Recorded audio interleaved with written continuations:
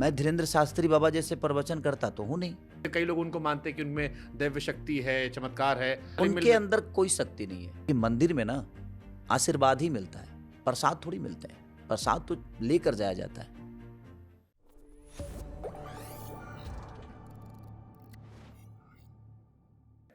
एक आरोप आप पर लगा कि स्टेज शो पर आप थोड़ा अश्लील हरकत कई बार कर देते हैं, थोड़े ऐसे शब्दों का प्रयोग करते हैं डबल मीनिंग वाले, इससे पॉपुलैरिटी मिल जाती है। ये व्यूज कमाने का बढ़िया तरीका है कि थोड़ा सा मौज काट दो।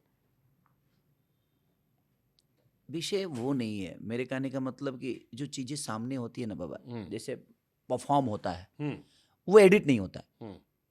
वो लोग जो है ना, वो अब भजन हम दो गो गाते हैं, तीसरा गाते हैं तो लोग हाला करने लगते हैं। समय देखिए, मेरे कहने का मतलब कि अब शंकर जी को लड्डू चढ़ाइएगा, सब देवताओं का तो पूजा अलग है, बढ़िया बढ़िया, विधि अलग है, उनके प्रसाद अलग हैं। तो जो चीजें हैं हम प्रेजेंट कर रहे हैं वो वहीं तक खत्म है कि भाई वहां आए हैं मजा लेने के लिए।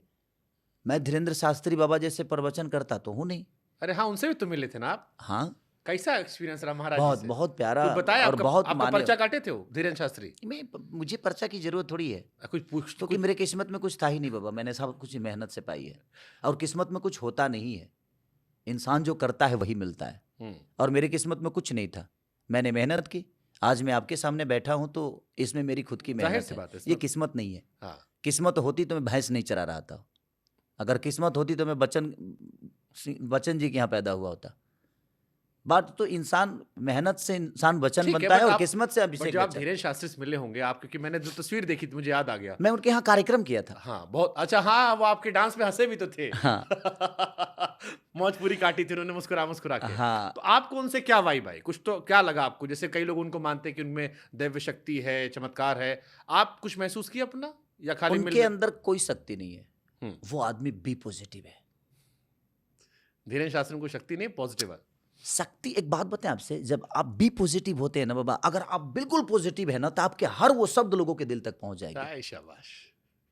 मैं आपको क्यों प्यार करता हूं, उसका रीजन सिर्फ एक ही है। जैसे आप यहां से बहुत क्लियर हैं, आपको जो मन में आता है वो आप बोलते हो, आपके जो शब्द होते हैं वो लोगों के दिल तक पहुंचते हैं। देखिए, आपसे भी कई सुंदर सुंदर लोग तो यूट्यूब पे अपना कर ही रहे हैं खेला। सी बात है। बट आपके शब्दों से क्यों खेसारी को प्यार हुआ? जो पूरी आज 40-50 करोड़ जनता का हीरो है, 40-50 करोड़ जनता खेसारी को बाई फेस बाई नेम जानती है, वो आदमी आपको फॉलो करके चलता है, वो आपको सब्सक्राइब करके रखा है। उसका एक चीज तो होगा, जो कुछ तो बातें आपके अंदर है जो हमें सिखाती है, और वो शब्द हैं जिसके लिए हम आपको लाइक करते हैं। तो धीरेन्द्र शास्त्री जी के अंदर एक चीज है मैंने देखी ना, कि वो इतने पॉजिटिव हैं, और इतने पॉजिटिव सर, कि उनके हर वो शब्द लगता है कि सिर्फ सच है, और आदमी झूठ बोल नहीं सकते। और जो दिल से बोलता है वो कभी झूठ नहीं बोलता।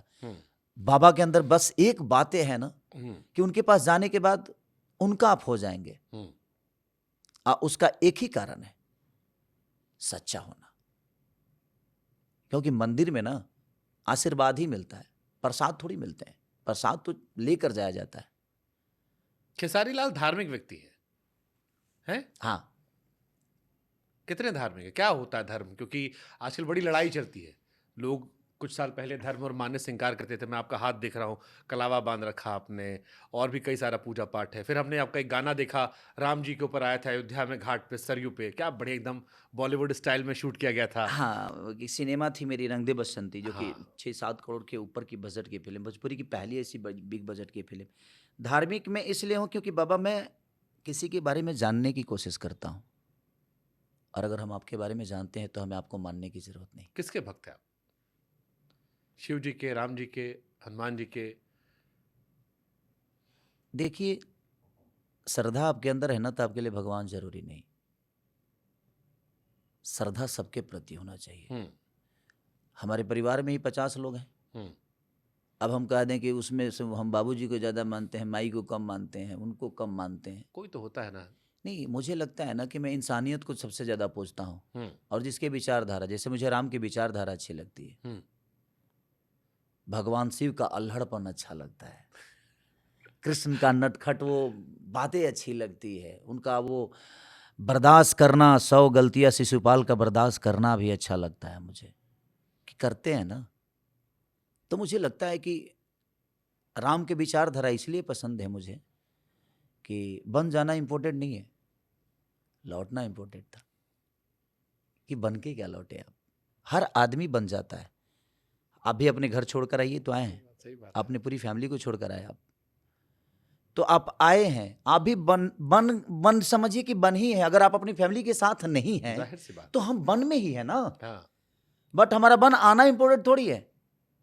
आज शुभांकर मिश्रा को मुझे लगता है कि आपके पिता के नाम से आपको नहीं जानता दुनिया, आपके नाम से पिताजी को जानते होंगे। विषय वो है, दशरथ को हम जानते कि नहीं जानते हमें पता ही नहीं था, लेकिन एक इतना बड़ा मर्यादित पुत्र उन्होंने पैदा किया, जिन्होंने पूरी अयोध्या ही नहीं पूरे सनातन को एक अलग रूप दे दिया। तो कहीं ना कहीं मुझे ऐसा लगता है कि राम को मानने की जरूरत नहीं है, राम को जानने की जरूरत है। बेहतर। आज माँ के एक डांट पे हम घर छोड़ देते हैं, बट एक माँ ने वचन मांग लिया और खुशी खुशी कोई रजगद्दी छोड़ के और भाई के वो देकर सौंप के और चला गया, तो जाना इम्पोर्टेंट नहीं था, मुझे लगता है कि लौटना इम्पोर्टेंट था। तो उन्होंने मर्यादा के साथ, ठीक है शिव जी, उनका अल्हड़पन, उनको कुछ नहीं चाहिए, उनको कुछ नहीं चाहिए। मैं क्या बोला, जब इच्छाओं का अंत हो जाता है तो इंसान संत हो जाता है। उनकी कोई इच्छा ही नहीं है, उनके पास बस एक दया है और उस दया के साथ लोगों के साथ जीत, इसलिए वो मुझे अच्छे लगते हैं।